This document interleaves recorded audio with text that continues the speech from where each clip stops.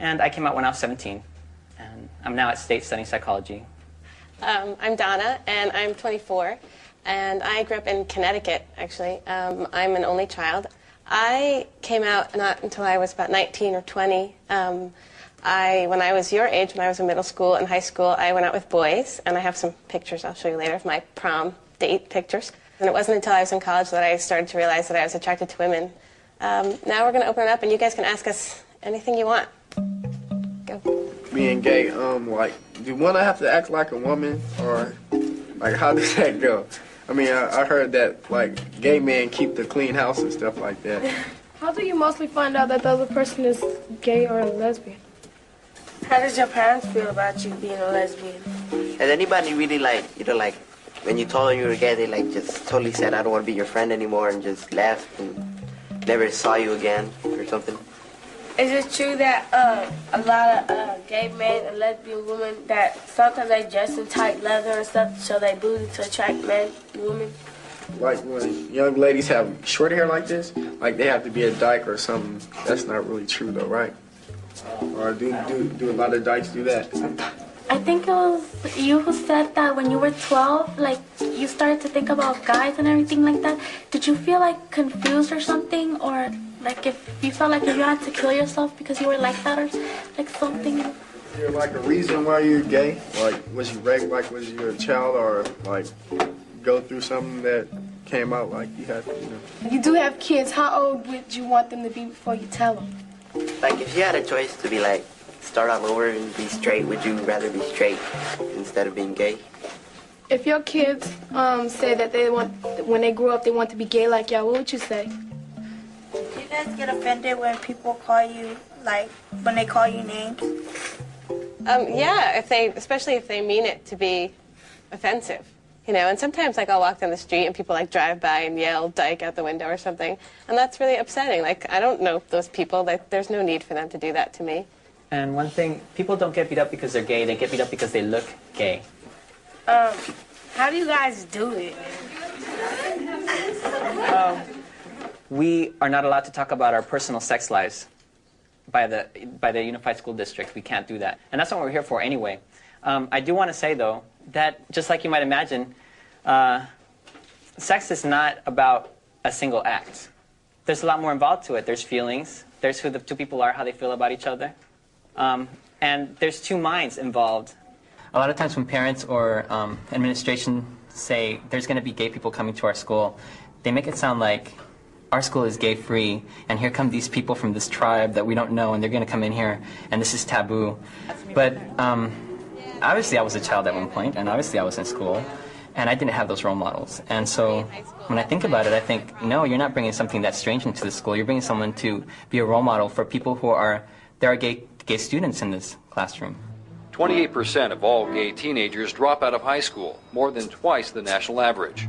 They're also more prone to abuse alcohol and drugs. And 30% of all teen suicides are committed by kids trying to deal with their own homosexuality. It's alarming. The amount of attempted suicide and suicides in teenagers who are gay and lesbian is astronomical, because they haven't been exposed to this education, but they are gay and lesbian. And this society is saying that's not okay, and that they aren't okay. So what do? They try to kill themselves. We're not taking care of our children in this country. We're telling you have to be a certain way. If you're not okay. To what extent have there been changes in what you think? And also, have any stereotypes been broken? Yeah. I was like, they're gay. I mean, they look straight, just like other people here. They look straight. I was like, well, I guess, you could never really tell until you meet them and, tell them about you. You can never really tell. Another stereotype is that some guys that hang around with girls, they'll think he's gay, but, he's not. Yeah. I thought all gay people are like white. I mean, I feel bad saying it, but then that's what I thought, because mostly gay people I see are white, and then... That's where I got it from, because mostly on talk shows, they mostly have white people on there that are gay, so that's what I actually thought. So then again, that kind of changed my little figure about it. Not all gay people are looking for sexual experiences. Not all of them want to go hit on people, try to do all that stuff. It should be mandatory, and I think that it's a healthy way of teaching students to respect each other, understand each other. Academics are definitely important, but we also want them to develop to reach an understanding that they can resolve crisis without becoming explosive. They need to understand it so they can move on to learning. If the educational system doesn't deal with those issues early on, then there's bashing of gays in the streets. William Kiley arrived in court still wearing a neck brace nearly 2 months after he was the victim of an alleged gay bashing. Central to proving the attack as a hate crime are the words Huff used. What was he calling you, Kiley was asked. He's calling me a faggot and a queer as he's pushing me on the shoulder. He's telling me, let's get it on. In New York City, for example, such violence rose last year by 110%. The numbers of gay men murdered are startling, but even more alarming. Most of those charged with the murders are teenagers. They should have it in elementary school. They should have the beginning discussions much, much earlier.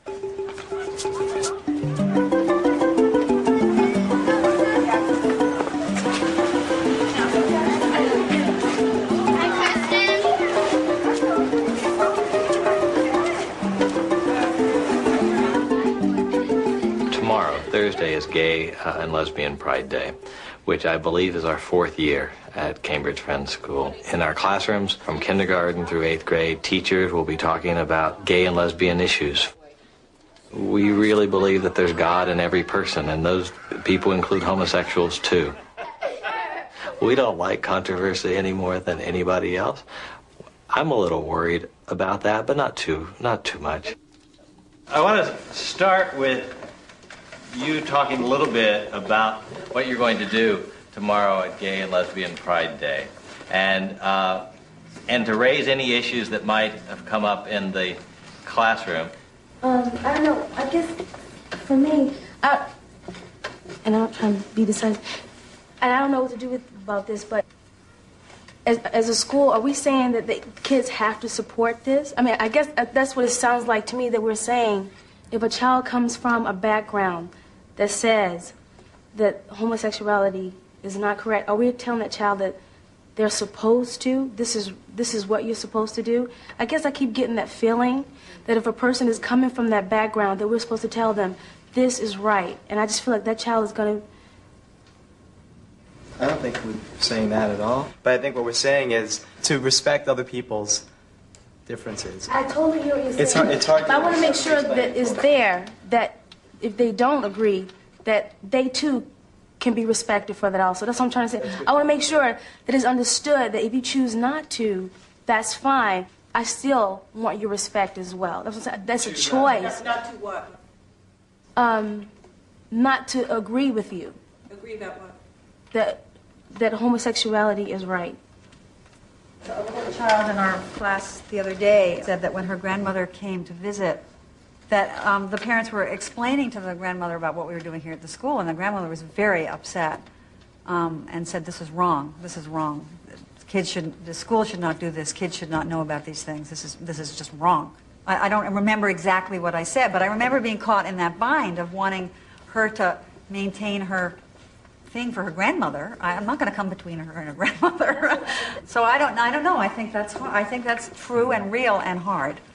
And I don't know if this works for you, but I think that we are asking kids to believe that this is right. Not as a matter of moral principle, but as a matter of we're educating them, and this is part of what we consider to be a healthy education. And I want to go back to the thing that Art said, which is that what we're trying to have people do is to understand that